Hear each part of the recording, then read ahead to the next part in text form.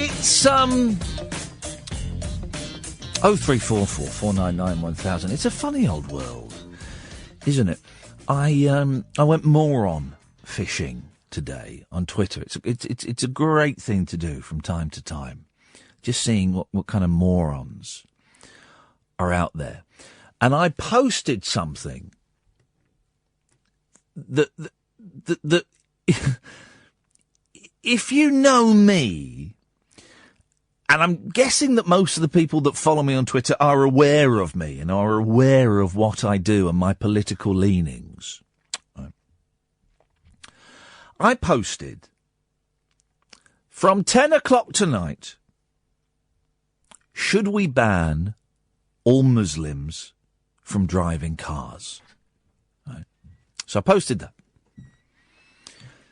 Some people got it. Most people got it. Some people didn't get it. Some people didn't. Why would you want to do that? Well, it would make the road safer. What are you talking about? So I reply, let's look at the facts. What are the facts? Well, a Muslim crashed a car into people in a terrorist attack. So if we banned Muslims from driving cars, then that would be one way to stop that from happening. People are getting really angry. Some people got it. One guy tweeted humorously, I think, why don't we ban Muslims from bridges? I went, that's an idea. But some people got so offended. So there was one woman who was constantly having a dig, but I didn't realise she was having a dig until about her third or fourth tweet. She said, why don't we, I thought she was, but she was being too oblique. Why don't we ban white men with tiny penises from driving cars? Now, retrospectively, I could see that was a dig at me. I said, well, that's a bit racist. I'm not talking about banning people by colour. Why you get white Muslims? And then she said, why don't we ban has-been comedians? And I said, oh, was the fella that did the attack in Westminster, was he a comedian? And she could see that I wasn't getting it. And she, and there was one guy that was really arguing quite strongly that this was, he said, he started, his opening gambit was, why don't we ban clickbait radio presenters from making dangerous, divisive comments? There was a flaw in that. You weren't asking him to click on anything. No, it was no clickbait. I did do a poll afterwards. And then I put forward the idea that maybe we could allow Muslims to drive cars, but only if they were supervised by Christians. Now, this is obviously nonsense. I am aware, though, that there are, of course, people in this profession, people who work at this radio station, that would actually probably like to see Muslims banned from driving cars. Okay, but I think everyone who had a go, and there were only a handful. I didn't keep it up for long. I kept it up about half an hour, and then I got bored and I deleted it all. I'm really surprised that these people all followed. They were followers of me. They were followers of me. So you would think that they would have some idea of my political bent, some idea of the act, some idea of what what the show is. But they went for it, and they went for it so beautifully that I was really tempted to do it as a phone-in tonight. I was really tempted to set up a nice piece and come in and do an opening monologue of how these attacks are on the rise in Europe, and in all the instances where it's been a terror attack, it's been a Muslim man that has done this. And so surely, echoing Trump's line of we're going to ban all Muslims until we know what's going on, can we put a temporary ban on all Muslims driving cars until we know what's going on, until we know we can trust them? And I thought about doing it, and I thought, I don't know what the point of it is, really. But there is something in throwing, because people are they're idiots. It's to highlight the ridiculousness of the stuff that gets thrown around on Twitter, but also the fact that we've got politicians now talking about we should ban WhatsApp. That's where it came from. We should ban Google. Nadine Dorries and Amber Rudd. She wants us to rise up against Apple. Yeah, but not Until after she Doris sent does. it on her iPhone, yeah. And Amber Rudd, the Home Secretary, wants WhatsApp. She's against WhatsApp now because this idiot, this no-mark, sent a WhatsApp message just before he did the attack. Well, and I tweeted, well, instead of, and I'm not the first person to tweet this, I'm sure others did as well. Well, instead of banning WhatsApp, why don't we ban cars? Why doesn't she go after the car trade? Because it was the car that did the harm. Because all these things are tools. Yeah. Yeah, why don't we ban knives? You know, we can't be trusted with knives. Let's not sell knives to brown people. You get white Muslims. Okay. Let's only sell knives to atheists and Christians, you know. I think there is, I don't know if my nerve is strong enough to do an hour of that because people will hear what they want to hear. And I still find it staggering. I mean, this goes back to the people who were following you and didn't get that you were doing a thing. We've got people that listen to this, and I don't know what they're listening to, because we can do things like that, and all of us, something completely out of character, and they take it completely on face value. Maybe tomorrow we'll put it out there, because the more I think about it, the more it makes sense. This is me being genuine now. It does kind of make sense to say, well, while these attacks are going on, and they are on the rise, they have been happening in Europe, maybe we should, just for like the next 3 months, ban members of the Muslim faith from driving cars. And I mean, then someone said, well, that will create a problem with minicabs and stuff. Okay, well, we don't use minicabs. At what price? Security. Yeah. Maybe we do this tomorrow. Maybe we throw this out there tomorrow because now I'm talking about it, it does kind of make sense, And some said, well, what about Christians? Well, are you saying a Christian's never run someone over by accident? Yeah, of course they have, by accident, but not deliberately. It's only Muslims. 3 months, we don't let them drive cars. We give them free bus passes. I don't know. I'm just kicking this idea around. 0344. This podcast comes with a warning. This is a genuine warning. This isn't me doing a piece. This is a proper warning. What you're about to hear is the last 30 minutes, just under 30 minutes, of the show on Tuesday night. And it is no exaggeration, for me to say it was the most uncomfortable bit of radio I have ever been involved in. And not uncomfortable in the good way, not like me holding the long silences or dusting the studio. It was a call, and we were going to play the pre-recorded interview of Jimmy Tarbuck, and this call flashed up on the screen, and we had 3 minutes before I had to hit play on the Tarby interview. And I said to Catherine, just put that through, whoever that is, put them through quickly. And it came up on the screen. He does not want to give his name. I thought, oh, this will be fun. And if you listen carefully, I've got Fleetwood Mac being played by a string quartet going on in the background. That stops pretty sharpish when I realise it's not a gag call. And we ummed and ahed about putting this out as a podcast. Basically, what I'm saying is, if you've got kids, probably I would not let them listen to this.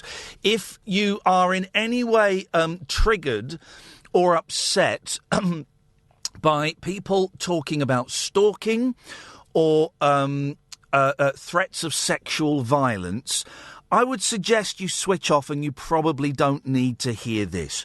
We ummed and ahed about putting this out as a podcast. We weren't going to put it out as a podcast, but we kind of decided it happened.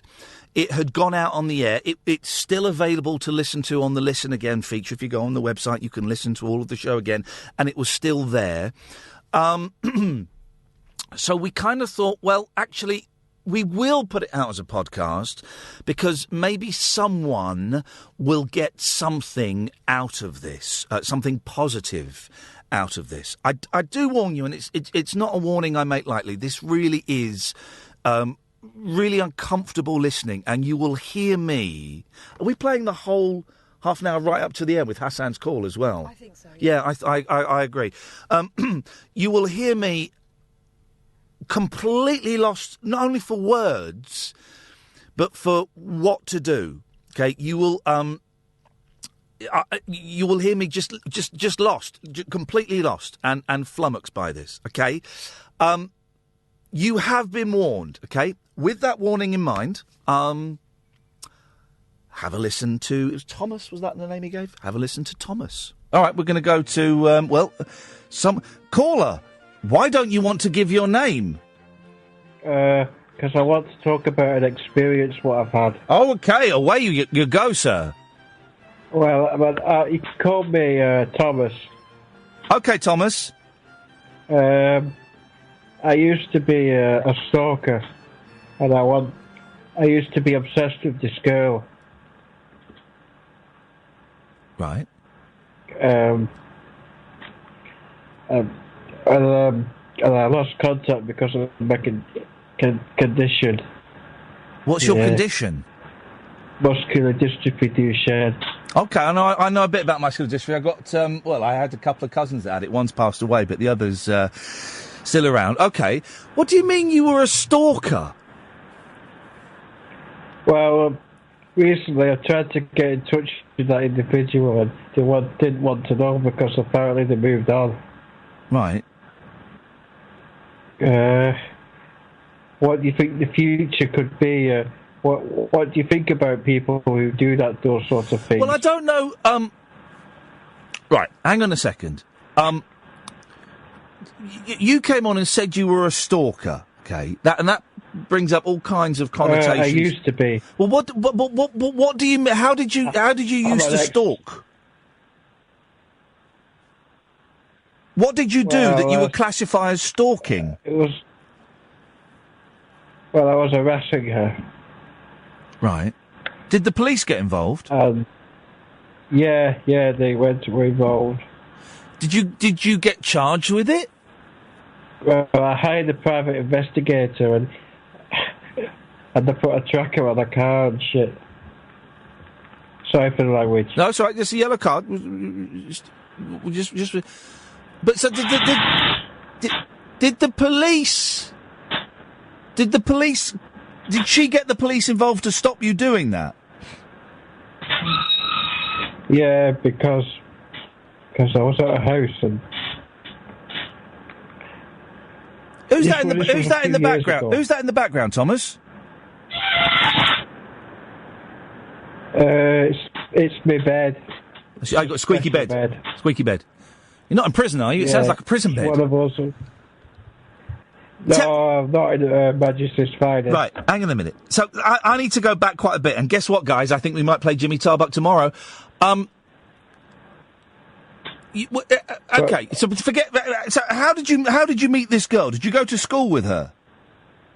No, we lived on the same street. Right. And did she express any interest in you? When we were kids, we were just friends playing out. Yeah. But when I went into secondary school, because of my condition, it affected me because I couldn't walk. Yeah. And I ended up getting a bit obsessive with her. Yeah. And then it affected it in the future because I did bad things to her and shit. But when I got older, I started contacting her, and then she got the police. Right. Did the police charge you with stalking or charge you with anything? It was a caution. Right, got a caution. Okay, so that means that they think you did something bad. You said you did bad things to her. What does that mean? Well, on the computer, I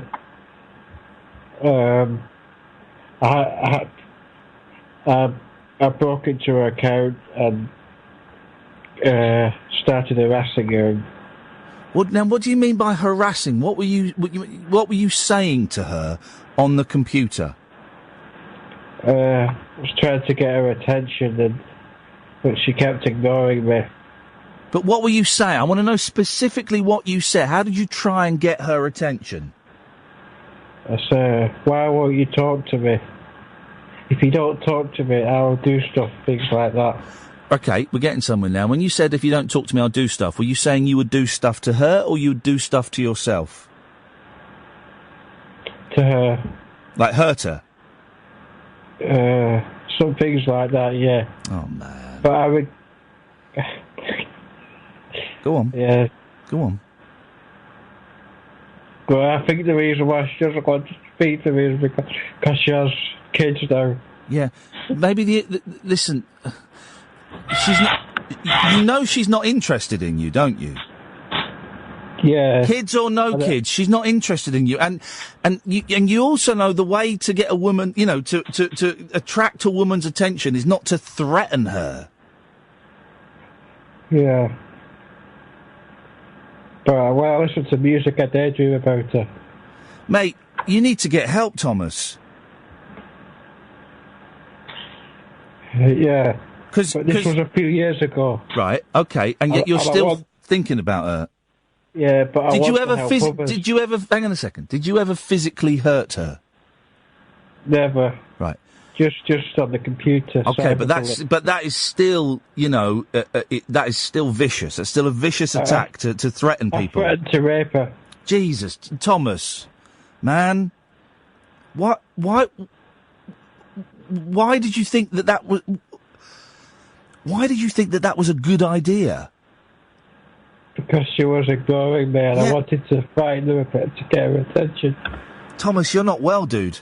You're not well, man. You mentioned you had a private investigator follow her, and you put a tracker on her car.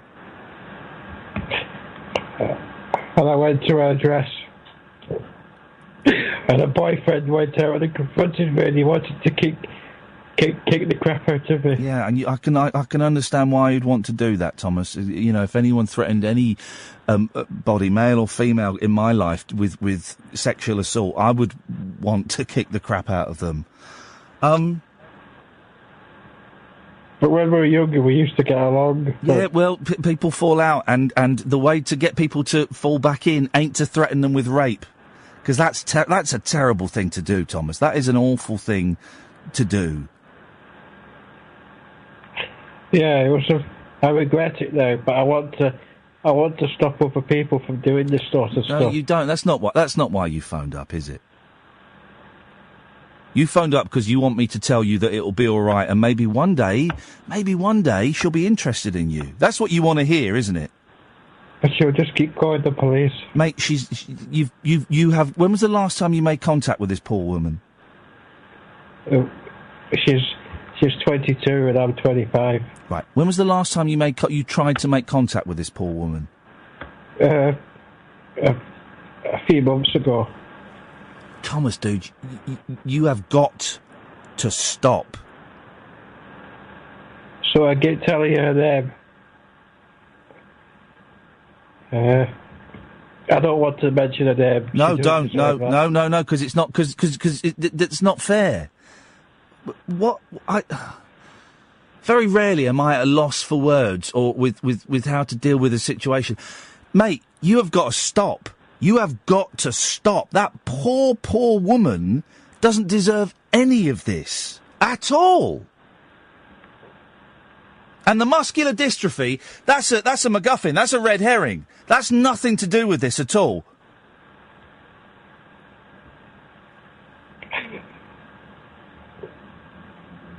She won't talk to me anymore. No, Thomas!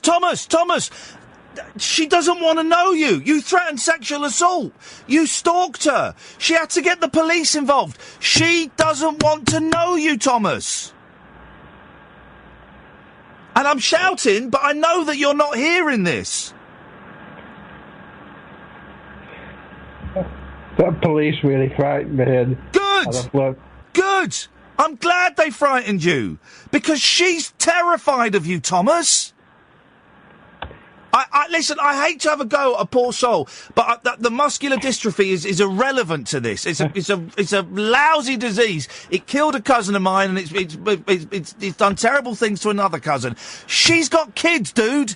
She's a woman, and she's got kids. You have got to stop, man. And my suggestion to you, Thomas, no. My suggestion to you is that you have got to go and get help. You have got to go and see a doctor or a counsellor or a psychiatrist or a therapist, and you have got to share honestly and openly with a medical professional, not some bloke on the radio, with a medical professional exactly what you're feeling about her and exactly what you're thinking. Because This ain't going to go away, man. No. Thomas, you're wrong. You are wrong on this. You are 125% absolutely wrong on this. You are in a position of power as an older man.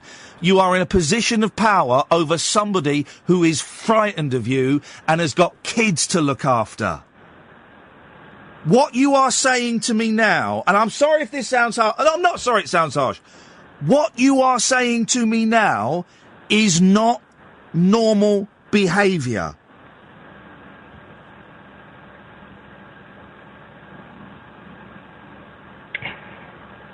I feel humiliated there. You know, that's not my intention. My intention is to try and swerve you away from a poor soul that has done nothing to deserve the threat of sexual violence against her. That cop said she was terrified. Yes, mate. Right. If you love someone, do you think it is normal to terrify them? I daydream about saving a life when I listen to music. Thomas, mate, you're not well, dude. You are not well, and you are beyond the normal illness that we talk about and deal with on this show, right? Two things. There are three things I can see. Three options I can see happening, right? One, and this is one of the better of the three options, is you end up in prison, right? The other thing is, I look like an ex-boyfriend. Mate, you're rambling and talking nonsense. Here are the three options that I can see. One, this is the second best option. One, you end up in prison, right, for terrifying her. Two, this is the worst option. You end up physically hurting her, right? Three, and this is still an option, you go and get help and you try and reprogram your brain because you have got no right over this poor woman. You have got no right to make her feel scared. You have got no right to make her feel overly protective of her children. You have got no right to be meddling with this woman's life at all. You've got no right. We don't have any right over other people. I've got no right over my wife. I've got some rights over my kids, but I've got no right over my wife. And Thomas, you have got no right to make this woman scared. Imagine that's your mum. Imagine someone's doing that to your mum. I would want to kick the crap out of them. Exactly, dude.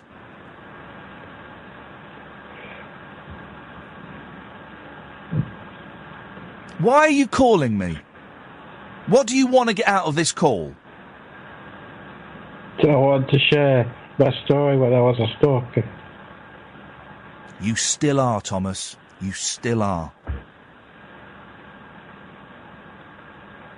And I'm sorry if I don't sound sympathetic, right? My sympathy is with that woman, is with her partner, and is with her kids. That's where my sympathy is. I've got sympathy because you've got muscular dystrophy, but that's got nothing to do with this. Nothing to do with this, right? I've got sympathy with her and her family.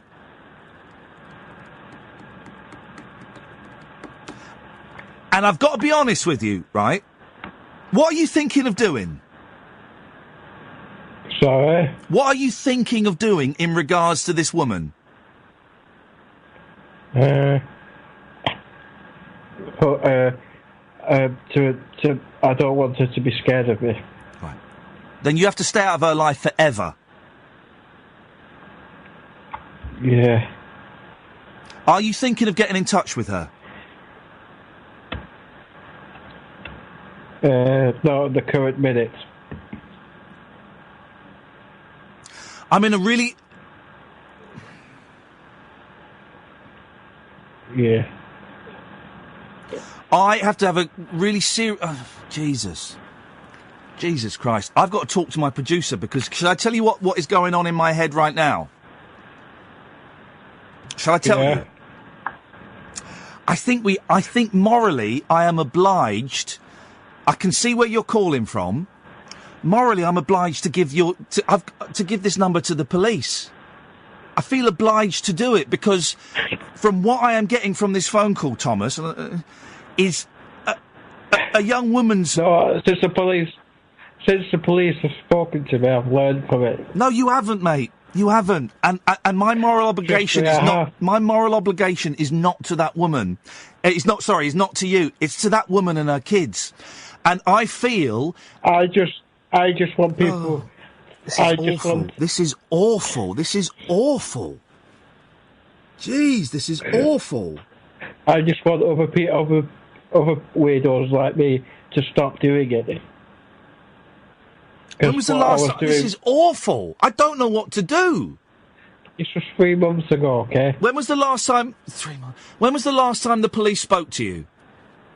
2 months ago. What did they say to you? Strong words.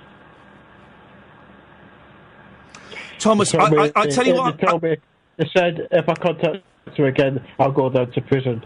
They said they'll arrest me. This is awful. Yeah, it's disgusting. Do you know what? I'm being selfish. I'm not worried about you. I'm worried about the position this puts me in. This puts me in an awful, awful position. Thomas, Wait, please. If I don't... Oh, Jesus. What I did. Jesus. Listen, Thomas, I'm going to let you go because I am out of my depth with this. This is what I'm going to tell you what I am going to do. Wait. No. I am out of my depth with this. I am out of my depth with that. This is an awful situation. I am putting my hand up and saying I'm going to get in touch with the police and I'm going to give that tape to the police in that area, Catherine. I have to. Oh, God, I feel terrible. This is awful. This is not how this show is supposed to end. This is awful.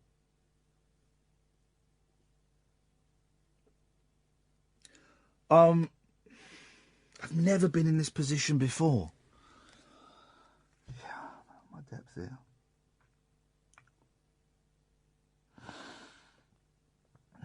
Right, okay. I'm making the decision. Right, Catherine, please can we oh God, I feel sick. This is not how this show is supposed to end. This is awful. If Hassan's calling in to talk about that, I don't want to talk about it. What we'll do is if we can clip that audio, please. If we can find the police force in that area, and I'm happy to send an email with the audio and with that phone number, just saying I feel very uncomfortable, because I feel beyond uncomfortable. I feel actually... I'm sorry, Thomas.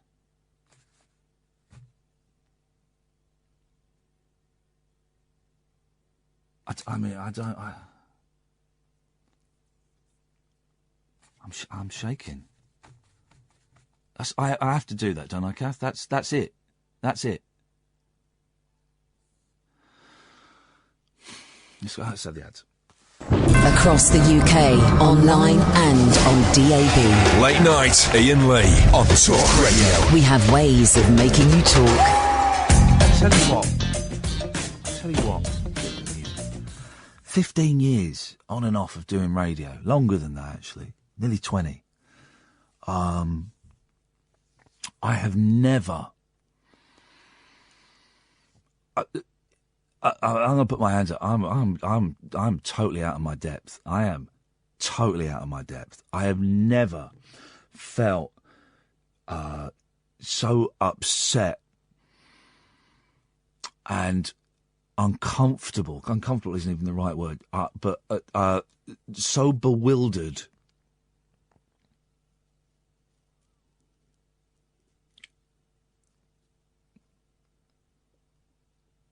I've never felt so bewildered as to what to do after a call. I've flipping it.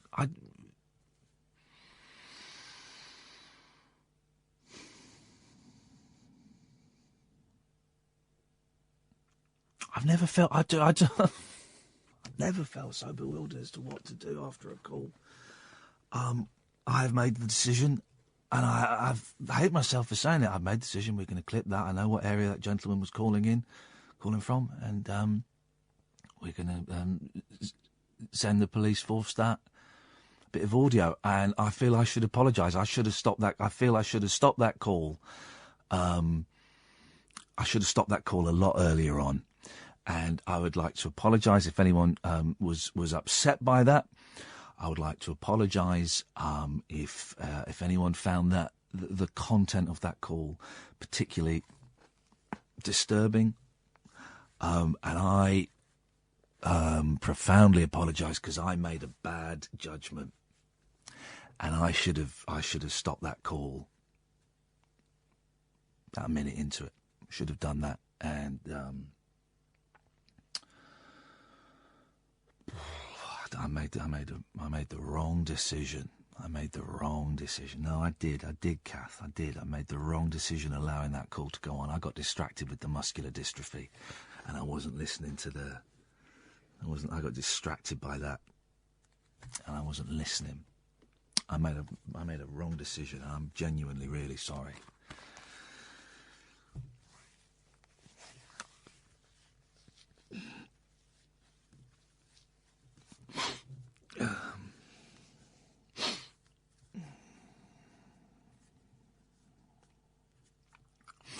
Let's go to Hassan. Good evening, Hassan.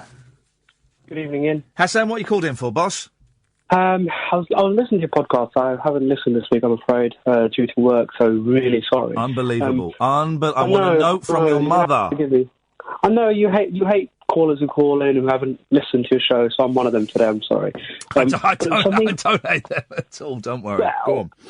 You mentioned it. But the thing is, Ian, you're the only person who's ever said he likes Coke and milk, and Catherine was flabbergasted. Yeah. She'd never heard it. Well, it's a big thing in my community. Well, not in so much in the Asian community, but especially in my family. Like my dad drinks it every night. Coke and milk. It's Cokey milk.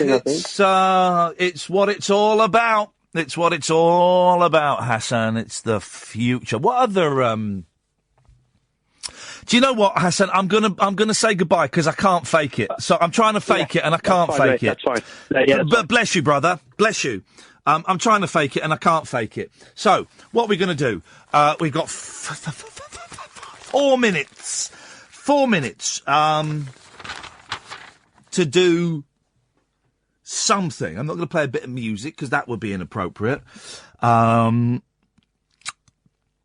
of the stories in the newspaper seem to particularly hit the spot. So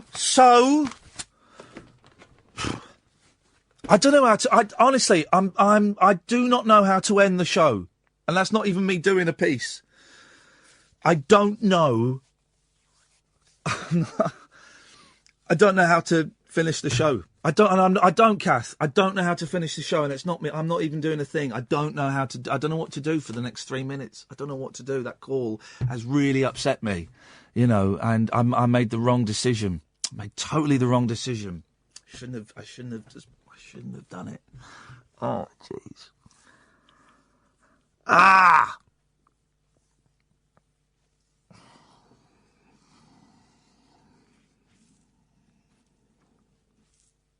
I have no ending for the show. I have no ending for the show. And it doesn't feel right to do a cute little, I've got nothing to for the show, so I'm just going to sit here for 2 minutes in silence. That doesn't feel appropriate, does it? I've never had a call that's had such a profound effect on me. And I'm now... Listen to me, I'm making it all about me. And it's not about me at all, is it? And that's the thing. Well, we'll play Jimmy... We might play Jimmy Tarbuck tomorrow. We might play Jimmy Tarbuck tomorrow.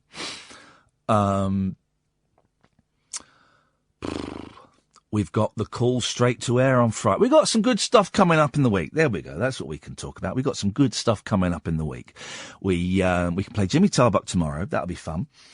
Wednesday night.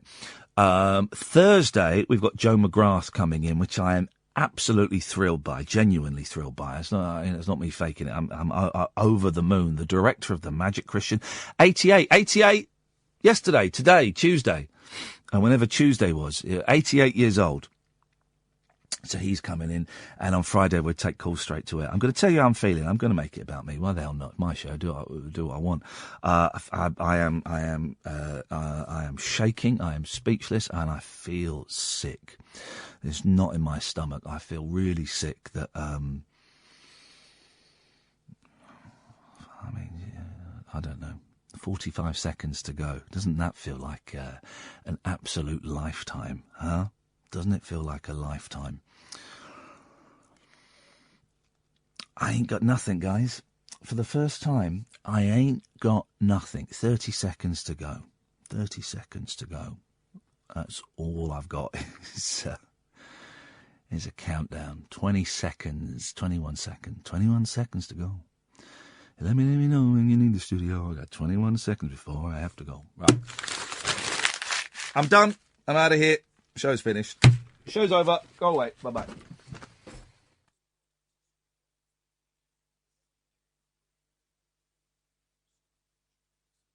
God, that's uncomfortable listening. I've not listened to that back.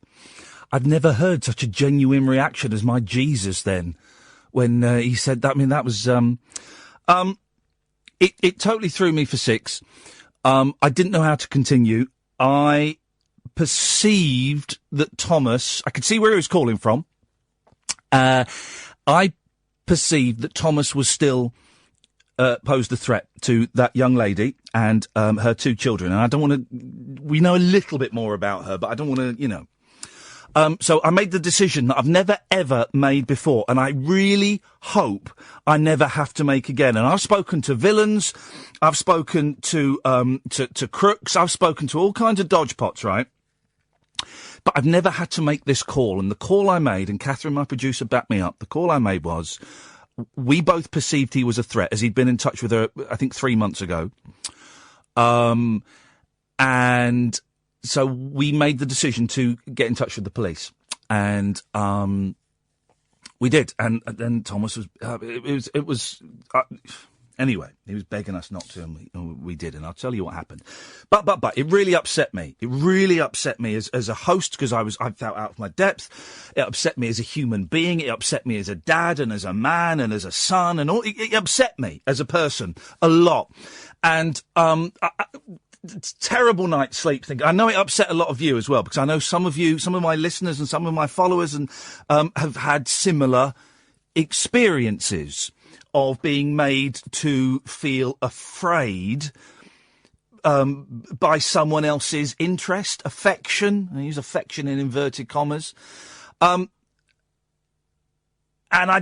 I just said to Kath today, Kath, we need to get someone on. We need to get someone on the show. We need to kick off this show tonight with someone who can explain what it's like for the person who is being stalked, for the person who is receiving unwanted attention, for the person who is being threatened with rape. Man or woman. Primarily it's men towards women, I know, but it can happen man on man or women on, I know, but... And Kath came back pretty quickly and said, I found someone. I found someone brilliant. A woman called Eve Thomas. And I'm so thrilled that Eve joins me on the line now. Evening, Eve. Good evening, Iain. Can I just start by saying I do hope that you're okay. You've been exposed to something quite sinister, insidious and dark here. And I do hope that you've got some support, and Catherine too, and anybody else that listened to that, because it was traumatic to listen to. Mate, in 15 years of doing this, and I've spoken to all kinds of people, you could hear my shock there when he was telling me. Eve, just give us a little bit of your background, if you don't mind. And I always say this, I know this is a sensitive issue, and I know you're cool with talking about it, but if I ask you anything that's inappropriate, then, tell me to mind my own, and we'll move on, and, I won't think any less of you. But give us a bit of your background, Eve. basically, I worked in education, social services and mental health. I was also a victim of domestic violence, which I escaped and fled in 2010. Since that time, I have been a victim of stalking. It's resulted in multiple restraining orders, non-molestation orders. When it became too much was, of course, when any victim breaks the silence, perpetrators don't like that because as a victim you're taking back control and you're beginning that journey to become a survivor. And it becomes a struggle and a fight for control. And I can't put it any different than that. It followed me online. Since that time, my abusers have engaged with exceedingly vulnerable people online, people that are at risk, some in mental health crisis, some that need access to services, and they've created a hell of a mess online. You only have to Google my name to see the extent of that.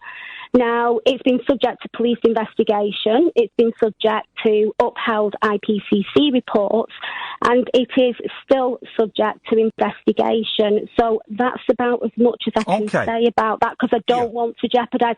You know, I've got to the stage where it's been exceedingly frustrating talking to numerous police officers from around the country. My own force, Greater Manchester Police, totally got this, totally got it, totally joined the dots up. I was very lucky.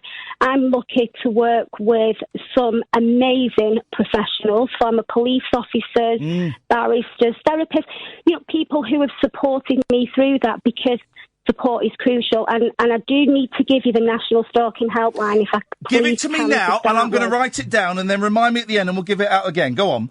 Of course.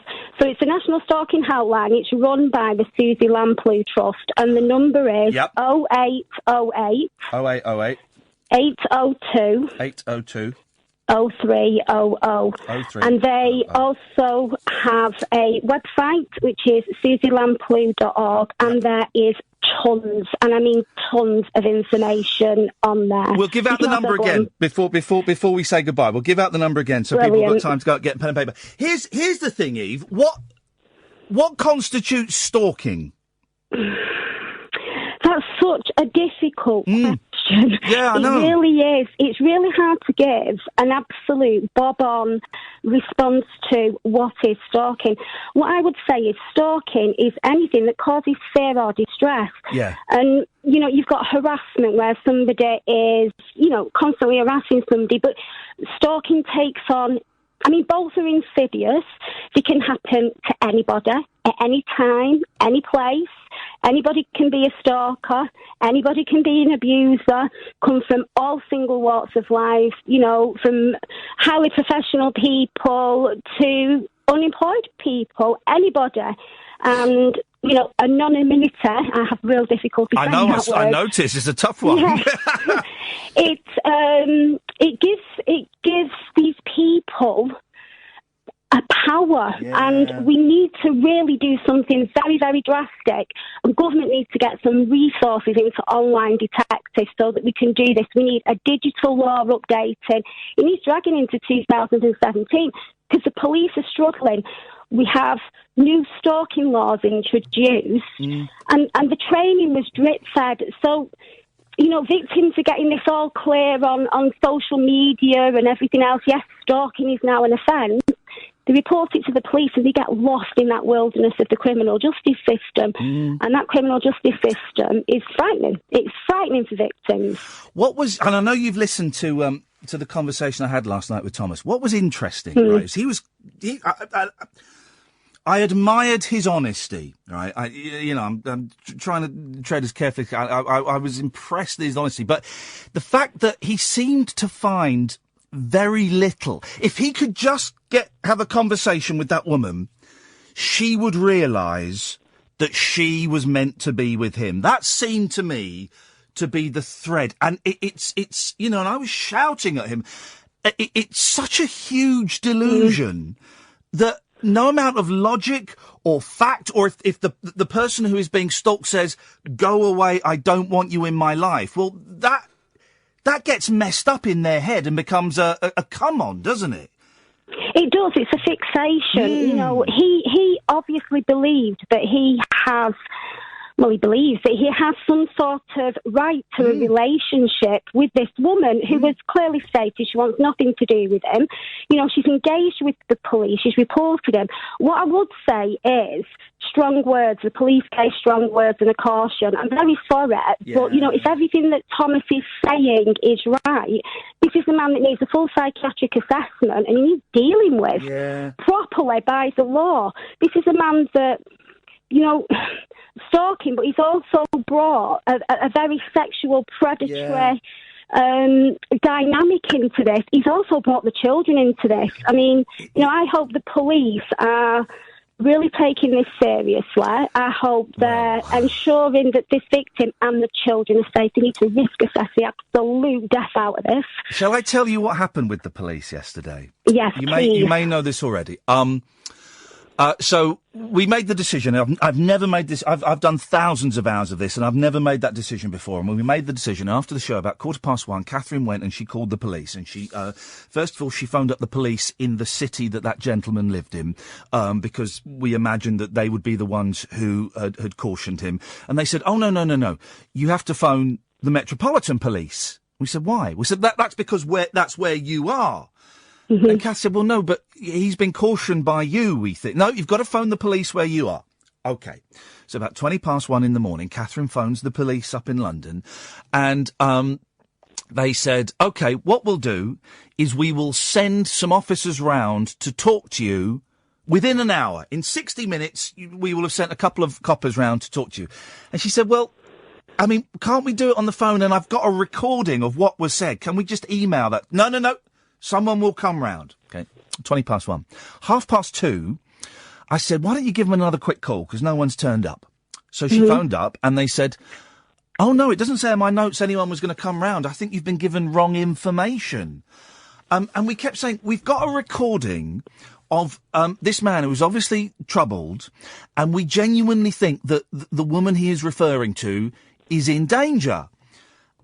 No one's asked for that recording. Have they, Kath? No one has asked for that recording. It's quite, I'll be honest with you, it's quite unbelievable. Isn't it? I have consulted with both the directors of the Safe Protection Service today, my gaffers, Jackie and Harry. Now, Jackie is a former sergeant at Greater Manchester Police. Harry is a former detective superintendent, and he headed up his professional standards department. He does some work for the IPCC and things. You know, they are two former police officers that I highly respect. I've also spoke to other officers and asked them what they would do with this, and they've said yes, it does need taking seriously. I mean, what we said first of all is you know, find out, is this a crank call? Does Thomas really exist, and is he telling the truth? You know, you've ascertained and you've validated from the intel that you had and the evidence. The police have ascertained that, yes, there is a real victim here. Yeah. You know, this needs to be dealt with quite urgently. Those children, this is a child protection issue now. This is not just a stalking and person at risk situation. This is a child protection issue. This is a man who has, you know, voiced that he's threatened her with rape. He's mentioned children. He's turned up at the house. You know, former, boyfriends threatened to kick the crap out of him, as Thomas said, when he turned up at the house. And being honest, I understand the police are really under-resourced. That's right back at government. You know, we need 24,000 more police officers back, please, on our streets. That would make members of the public feel a hell of a lot safer. I'm sure it'd make a lot of people feel a lot safer.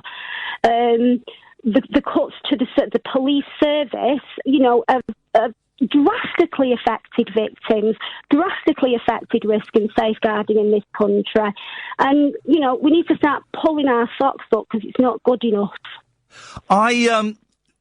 For the hour and a half that me and Kath were here, and, you know, we're both kind of in shock after the call, I had quite a few communications on Twitter from women, and I had a few DMs from various different women. I'm not going to mention any names, but who had been stalked. And I was having a really interesting conversation with one woman, and she gave me some stats, and I have no reason to doubt this person. I'm sure she's researched this. She says, give me three the stats that this person gave me. Women don't typically report stalking until the 100th incident. Only 1% of reports end in prosecution. And she says something ridiculous like 70% of murdered women report having been stalked. Right, I can't confirm those figures, obviously. I don't know the source or anything like that. No. What I will say is 76% of women murdered by their former partner, and sadly these figures, there's nothing there for male victims, so that, we can see that. But what we do know is 76%, and this is Susie Lamplugh, this is the National Stalking, agency in the country. We know 76% of women who are murdered by their former partner, and one woman is murdered every 3 days. Wow. Were stalked in the lead up to their death. We only have to look at little Mary Shipston last year. Hunted down, stalked by her father. The ultimate revenge for mum, to shoot dead. Little Mary, he was 7 years old. We need to be doing better. We need to be protecting victims. We need to be safeguarding a lot better. And we need, a safe protection service in this country to be doing that, to be the glue of the criminal justice system, so we can tame it. Because it's wild out there. I'm really angry about the way that the police haven't phoned me to talk. Did you give a statement in the end, Kath? She's given a statement now. They haven't phoned me to talk. They've not asked for the audio. Have they taken the phone number of the person? They've got the phone number. Okay, so hopefully stuff is going on. But what can people do, Eve, if they are being stalked? I guess the police, we've obviously got the National Stalking Helpline, and we'll give that number out. A lot of people say, well, just get off Twitter. Just get off Facebook. Just close your Twitter. Don't go on Twitter and don't go on Facebook if people are bothering you there. But, why should they give up, what is their freedom to express themselves digitally? But also that won't do it, will it? That's not going to stop someone. If someone, if I'm in love with you, Eve, and I know that you're meant to be with me, but you've just not realised it yet, not being able to contact you on Twitter isn't going to stop that consuming passion. It's it's the fixation. Like I say, I mean, this is something that needs, deep psychological and psychiatric assessment. What I need to really, really say is, because, perpetrator programs, stalker perpetrator programs, do not put them on DV perpetrator programs. That reinforces the fact that there could be a relationship there. Say that again. What was that? Stalkers treatment programs. Right, what okay. I would say is it is absolutely critical to safeguard that we're not putting stalkers on domestic violence perpetrator programs, right? Because it reinforces the fact, or can reinforce the fact, that there is a relationship there, that person has some form of relationship. Oh, so if they go on a domestic violence thing, that somehow in their crazy thinking makes them think that actually they do have a relationship, and they just need to. You're talking about an obsessed, fixated person here that is intense, no matter what. And I mean, Thomas, he's been cautioned by the police. He's had strong words off the police.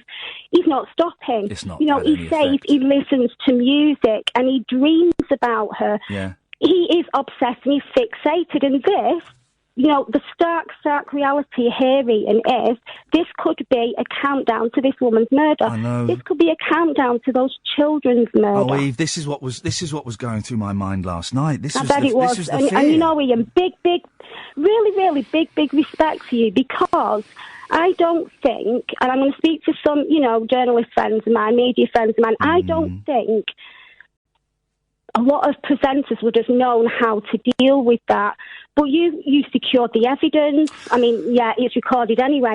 But you've contacted the police. You've seen that risk. You saw those red flags. So absolute kudos and respect. I was really worried that I'd made a terrible judgment it took me a while for the penny to drop exactly what was going on. And I spent a lot of last night thinking I should have cut him off as soon as I realised. But again, I had a couple of people get in touch and say, actually, you know, if that were to go any further, then the young lady in question, she could use that phone call as evidence. You know, you've got that recording that would benefit her in court.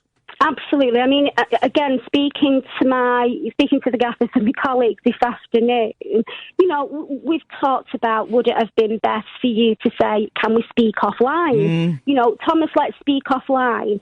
Now, did he want the kudos of being on air? Did that inflate his ego? You know, did that give him some sort of power, control? Yeah, of course it was, because you know, listened. The nation's listening. I mean, I'm hoping that, you know, this gets out there and there's a lot of, you know, awareness raising of this.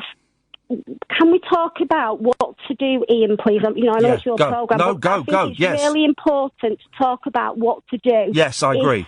If you are being stalked, you know. Right, the best thing to do is, if you're feeling fear and distress, if somebody's stalking you, and you know, you've told this person you don't want any contact with them, there's no relationship there, then you need to report it. You need to be keeping logs, really, really robust logs. Don't trust anybody else to keep evidence. Make sure you secure the evidence, make a note of it, date, time. Keep a chronological timeline. You know, what I'll do is I'll write a blog tomorrow and we'll get a blog out there on this. Brilliant, do. And send it to me and we'll tweet it and I will Facebook do, yeah. But if you go on the Paladin website, that's another absolutely fabulous website. Now what is this? Because again, this was tweeted to me last night. Paladin, who are Paladin? Right, Paladin is the absolutely fantastic Laura Richards. She's amazing, absolutely amazing. She was one of the campaigners behind the stalking legislation. She knows her stuff, she really does. And she set up Paladin, which help, you know, victims every day. They can't help a lot of victims, you know, they're really struggling themselves, as everybody is for funding, but it's a vitally important service. And again, you know, Paladin Services, the National Stalking Helpline, the domestic violence helpline. You know, if you're a domestic violence victim that's being stalked, it's important to, you know, make sure that you've got lots of support. And like I say, keep logs, report to the police, 101, unless it's an emergency, and then it's 999 all the way. Keep engaged with the police. Yes, it's hard work. Engage with professionals. You know, if professionals aren't managing your risk, ask them why they're not managing your risk. Ask them what they're doing about it. They're to protect life and keep safe, and that's what, you know, we're supposed to be doing. It's insidious, it's life invading, it's 24/7 when it's cyber stalking. I mean, you know, Thomas says that he broke into her computer, you know, he hacked into his computer, and that's because she was ignoring him. So no matter how many pathways, you know, he will find another pathway to offend, to stalk, to reach his victim, because he needs to, you know, he claims he's known her since being a young child. We don't know what's happened to trigger this obsession, but he does need dealing with. And, you know, if you're being stalked, please report it. The police are getting better. Training is out there. It's getting out there. Yeah, we all can do better, but, you know, trust the criminal justice system. I know it's wild, but it's better than being stalked. It's better than putting yourself at risk. And I'd imagine making to murder. As I say, I imagine making contact with the police as soon as you can, so that is you know, you can say, well, I called the police on the 29th of March, and you know, so that is logged. That is logged that you've made contact with them. Yeah, and you know, another thing that some victims have problems with, you know, like what might look like an innocent bouquet of flowers, what might look like an innocent message.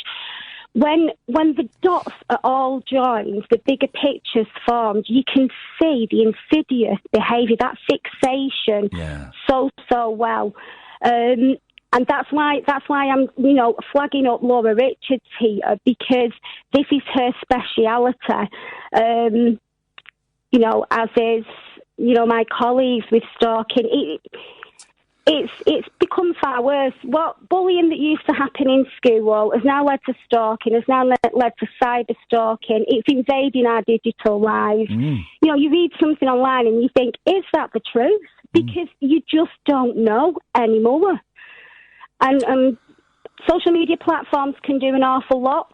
Twitter, I've spoken to so many police officers regarding the online crimes that I've seen, observed, reported, and the police have all come back, and this is 7 different forces and an operation. Twitter will not cooperate. Why? Eve, I say this, but my listeners will be bored of this. I've had people threatening to kill my kids on Twitter. And Twitter, you report it to Twitter, they go, well, it's not contravening our rules. Okay, guys, thanks very much. So what does contravene rules, for heaven's sake? I'm all for free speech, but don't accuse to abuse. If you've got a crime to report it to the police. If you've got nothing better to do than sit on social media and harass and stalk somebody and just wait to pounce all day, then you need to go and seek help. Eve, can I ask you a question that is weird, and it might sound insensitive, right? And I don't know what my thought is on this. You heard the call last night with Thomas. Have you got any sympathy for him at all? No, not at all. Really? Go on. Not one little bit. Go on. Not one little bit. And when he said he was he was humiliated. And, he was frightened of the police, and you said, good. He needs to be frightened of the police. Evidently, he's not frightened enough of the police because he's continuing to reoffend. Stalking legislation, there's been, the sentencing's been looked at. It needs to be dealt with severely. It's a severe crime. It's an insidious crime that destroys lives. It was for a long time the word, you've got a stalker. It was a little bit of a kind of light joke, romantic. Exactly. You've got a box of chocolates on the desk. Oh, you got a stalker. The more we learn, the more I learn about it, the more I had some amazing private conversations on Twitter. Incredible stuff was revealed to me from women who, and it is primarily women, but women who have, had people rock up in their house,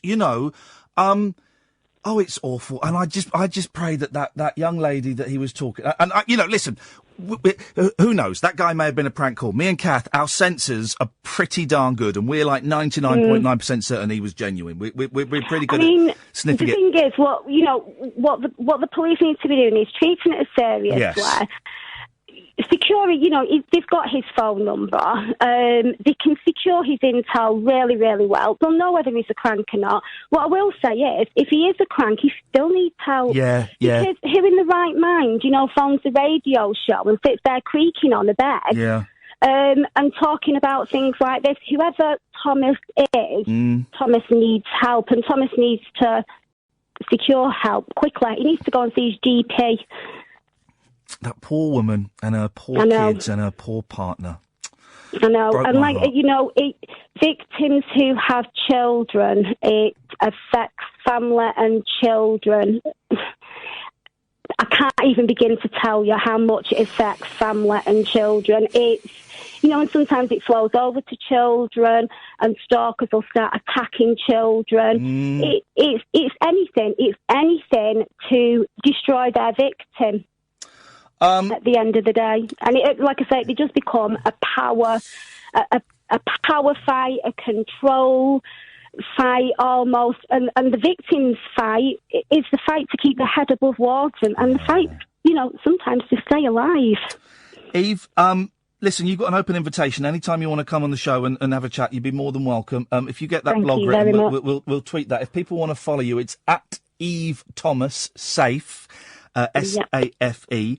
Any other websites or links that you think you want to give out? And we've got the number for the stalking helpline as well.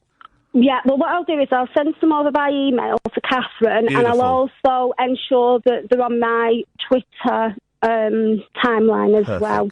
But please, anybody that's been stalked, you know, phone the police, get help, get support, phone the stalking helpline, phone Paladin services, you know. Don't put up with it, because we shouldn't be putting up with abuse. We shouldn't be putting up with stalking. We shouldn't be putting up with this. No, of course not. Of course not. And if we all stand together against it, the more of us that stand together against it, the stronger we are. The National Stalking Helpline is 0808 802 0300, 0808 802 0300. It's at Eve Thomas Safe on Twitter. Eve, I really appreciate your time. Thank you so much for coming on. You're very welcome, and you stay safe. Thank you, Eve. If you need to talk, I'm here. Oh, well, boy, you can talk. Eve, yeah, I can. Lovely to talk to you. Thank you so much. I was going to say I enjoyed that. No, I did enjoy that, because she sounds like an absolutely delightful person, and she knows her onions. Thank you, Eve. I just thought that we had to kind of deprogram ourselves after what was an horrendous... I've missed all the ad breaks, sorry, we'll go to one in a minute. After what was an horrendous ending to the show, and, yeah, well, the police ain't done a lot. Thank you as well to everyone who tweeted us last night. And I say, I had 3 or 4 people kind of private messaging me and sharing their stories, and some people that shared some stuff publicly. So thank you. You know, you all shared some amazing stuff. I do not think you can come up with one valid point as to why we need Twitter, as to why Twitter is a good thing. To say, well, it means a tweet I did got loads of retweets. Well, you can't cite a function like that, which is only available on Twitter, as a reason why it's good. And also, why do we need the affirmation from everybody else? Why do we need people to validate us? Why do we need... This is one of the problems. This is why social media is so damaging to the soul and to the brain, because and damaging to children. God, don't let your kids go on Twitter or Facebook, because they grow up expecting and wanting and believing that the only way you are a good person is if you have got X number of friends, your pictures get X number of likes, and your tweets get X number of retweets. Guess what? Those things aren't important. Those things aren't important. I'd go even further. Filming cute things that pets do, and I know I narrate a show about cute pets, and it pays the wages and stuff, and it's a good show, actually, but filming cute things that happen at home, why do we even do that? Why do we do that? There is about...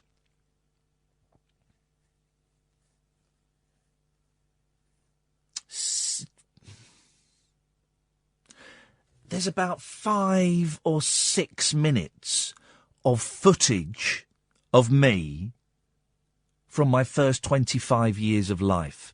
About 6 minutes. We went to my uncle Shamus's one Christmas, and he had a video camera, and so there's a shot of me as an awkward 14-year-old sat on the chair kind of hiding my face.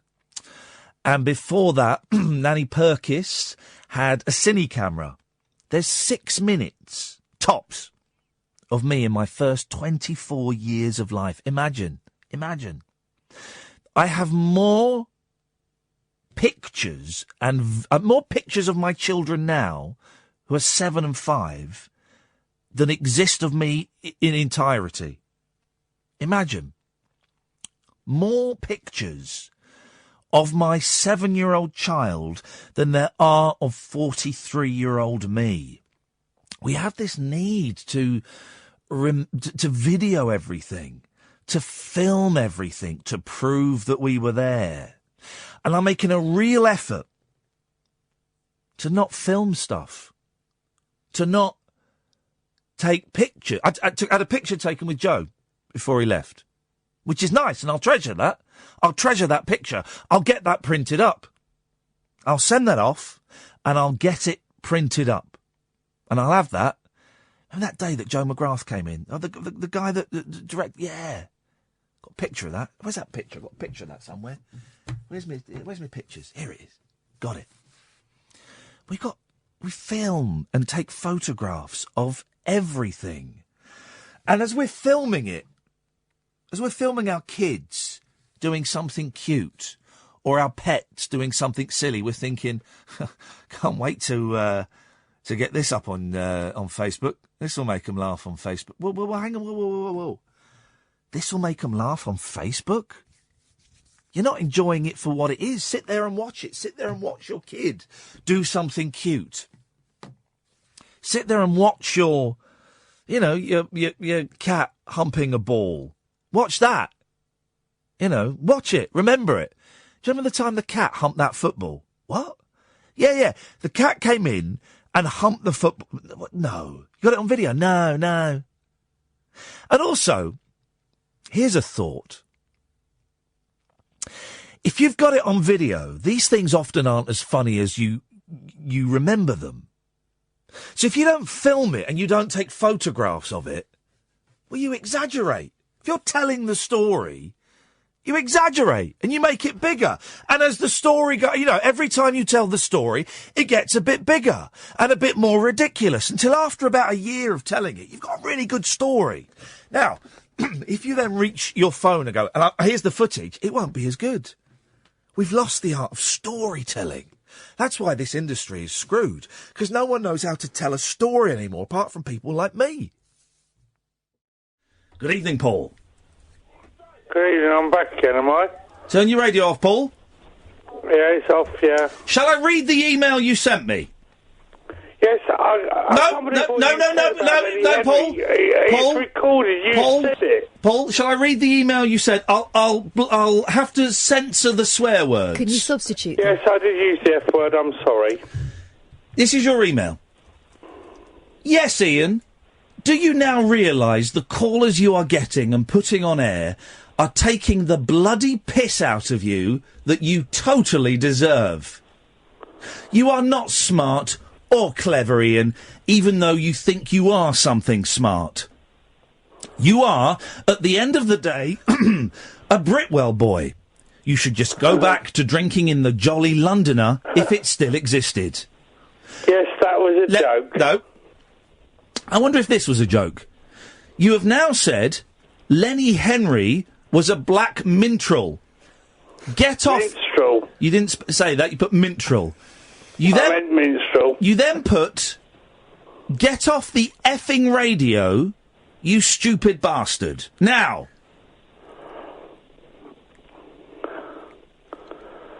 Yeah, now. That is what you said. You said Lenny Henry was made his name being an original black and white minstrel. No, I didn't say that. You did. Okay. Well, people can look it back. Yeah, they can. Look it up. I did not say Lenny Henry made his name being an original black and white minstrel. You did say he was a black and white minstrel. Which is completely different to what you've just said. Well, don't you think that's just wrong to say? What, a fact? Okay, right, it's a fact. I just think it's a totally wrong thing to bring up. What, the fact that Lenny Henry was a black and white minstrel is wrong? Why is that wrong? Because I know why you were saying it. It's just wrong. Why am I saying it, Paul? Because it's just wrong. What? No.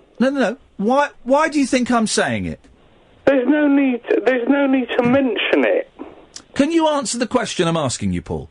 Why do you think I'm... Answered it. There is no need to mention it. No, that doesn't answer the question. The question is, why do you think I'm saying it?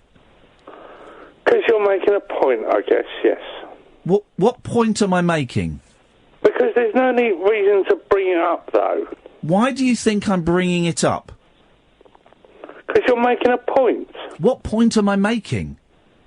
Okay, how about what was the name of the guy that did the black and white minstrel West End show that was the comedian that it's just a puppet? What was the name of that guy? There is no such person. Yes, he's when he was a comedian, he did a puppet. No, I can help you out with this, Paul, and tell you the correct answer to the question you've not asked, but I'm enjoying watching you flailing around like the pudding you are. No, I deal in facts, and for some reason you don't like facts. The facts are, Brian Conley did not do a black and white minstrel show. Yes, he played the character that was famous for doing the painted face with. That was Al Jolson, who was not a black and white minstrel. He was Al Jolson, and Lenny Henry. Was a form of a black and white minstrel. He wasn't the black and white minstrel. That's like saying that Lady Gaga is in the Beatles. She's not. She's a performer. It's completely different. The Black and White Minstrels is the name of a group.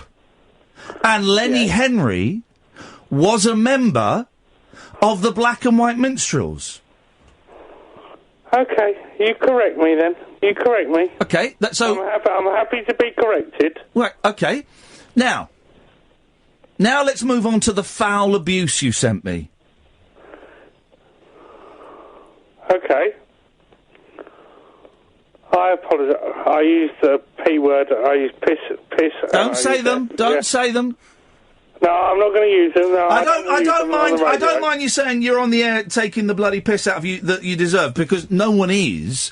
If anything, they're doing it to you. I'm not, because I'm too kind for that. It was the line. I don't think sometimes you hear people out.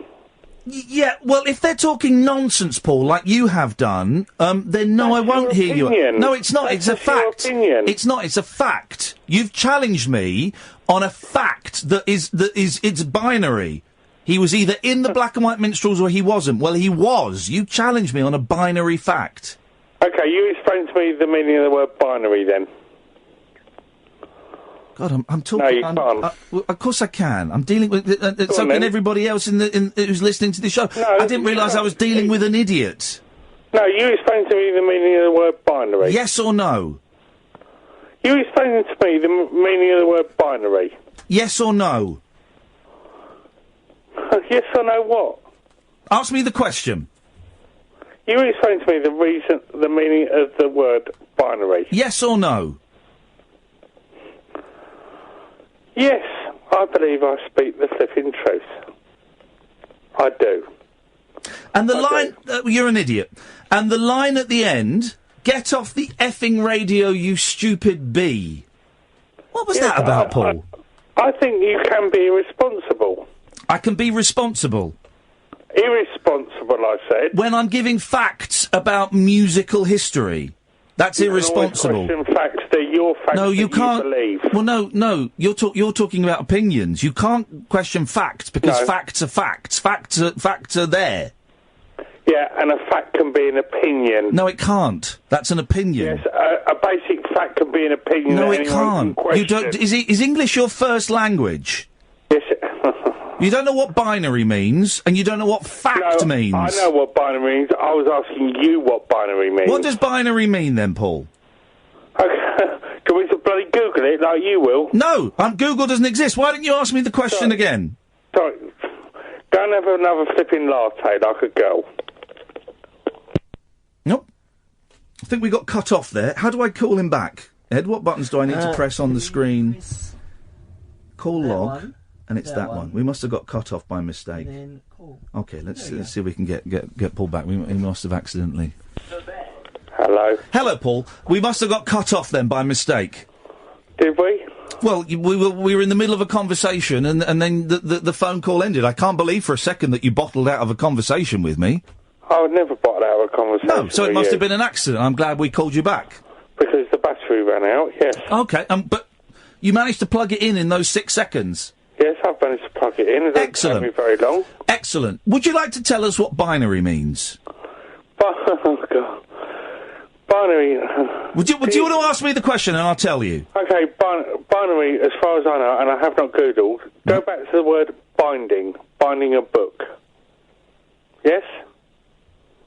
Why don't you ask me the question again? I'm asking, because you probably Googled it by now, haven't you? No, I just speak English. Ask me what binary means. What does binary mean? Yes or no?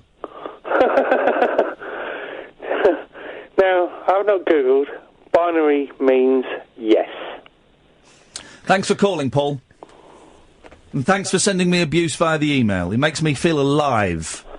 I apologise. No need to apologise. It made me feel alive. Well, that's. It made me feel powerful, knowing that you were angry that I'd given a fact. Hopefully, my opinion will make other people think and make them feel alive. They will think that you're an idiot. Yes.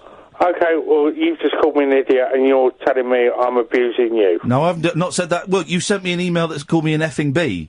Yeah, well, you calling me an idiot. It's a fact. It's the same thing, isn't it? No, it's a fact. Yeah, and I'm making you a fact. Thank you very much, Paul. He's made me a fact. OK. 0344 499 1000 is the telephone number if you want to give us a call. Ed chuckling away to himself. We'll take a break. Line 1, you're on the wireless. This is Paul from the email. Yes, Paul. How can I help? Yeah, you've been sending me rude emails, Paul. Yeah, I'm back on it. All right.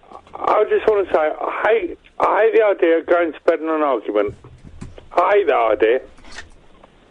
It's a rule of mine. Don't go to bed in an argument. Okay? Other Paul, what would you like to say? Go to bed on an argument.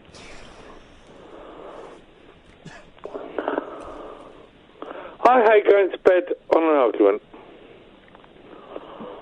Well, I want to make peace.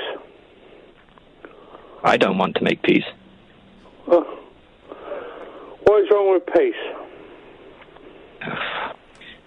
Peace can't fry my eggs.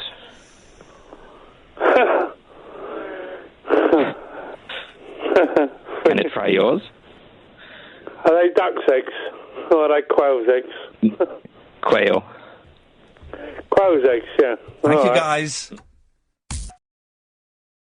Across the UK, online and on DAB. The wild man of late night radio is back. Differently interesting nocturnal emissions from a legend of late night radio. Iain Lee, on air and off the leash. On Talk Radio. We have ways of making you talk.